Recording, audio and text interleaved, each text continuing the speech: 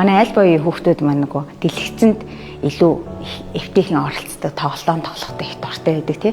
Тэгэхээр нөгөө нэг утас таблетэн дээр ингээд зөвхөн нэг хуруугаа хөдөлгөөд хахаар манай хүүхдүүдийн маань одоо гарын жижиг 20 гаруй булчин хөгжиж амждаггүй. Зөвхөн нэг 2 хуруу ингээд хөдлөөд байдаг гэсэн үг байхгүй.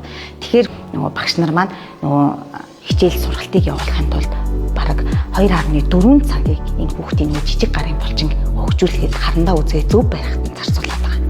Тэгэхээр хүүхдүүдийн маань одоо суурь чадамж нь сургуульд ороход бэлтгэх суурь чадамж нь бас бага хөгжсөн байна гэж үзэж байгаа. Тэгээ энэ юунтэй холбоотой гэхээр ерөөсөө л дэлгэцийг одоо утас таблетын хэтэрхийг хавтаад байна гэж л үзээд байгаа. Тоглоомоор тоглодог хүүхдүүд маань илүү нөгөө хуруу гарынхын булчин гот нь ажилтсан сурцсан байдаг учраас маш хурдтай аливаа зүйлийг үлийг хийхдээ маш хурдтай байдаг. Тэгэхээр энэ нөгөө нэг бичих чадвар хурд нь бас сургуульд одоо бэлтгэхэд маш чухал нөлөөтэй байдаг байна. Тэгээ мянган эцэгчүүдээс судалгаа авсан чинь 88% нь манай хүүхд бол сургуульд бол бэлээ. Түүний 35% нь бусдаас илүү бэлэн гэж үзсэн. Тэдгээр эцэгчүүд маань юунд бэлэн гэдэг юм тэгэхээр хүүхд нөгөө үсэг нөгөө тоглож байгаа хугацаатаа тоглоом яагаад ч юм те үсэг тоогоо цээжилчихсэн богино үгийг уншиж сурсан те уншиж чаддаг. За тэгээд нэг 10 дотор нэмж хасаж чаддаг. 10 хэтрүүлэхгүйгээр нэмж хасаж чаддаг бол манай хүүхд бол ингээд сургууль бэлээ гэж үзээд байгаа. Гэтэл энэ нь өрөөсгөл ойлголттой байдаг.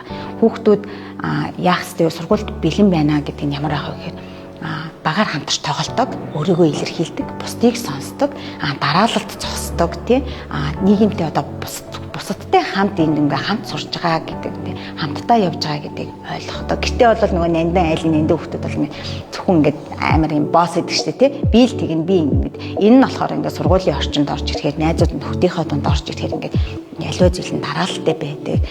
Зарим зүйлийг мэдгүй өнгөрч болно тий ойлгохгүй байж болно. Түүнийг дараа нь ингээ сэргийн санах чадвартай болно гэдэг зүйлийг ойлгох хэрэгтэй байгаа манай эцэгчүүд. Тэгэхээр хүүхдээ сургууль, нийгэмтэй одоо найз нөхдөд хэрхэн харилцах вэ гэдэг талаар эцэгчүүд маань сайхан ингээд хүүхдтэйгээ ярилцаж өгөх хэрэгтэй байна л гэж үзэж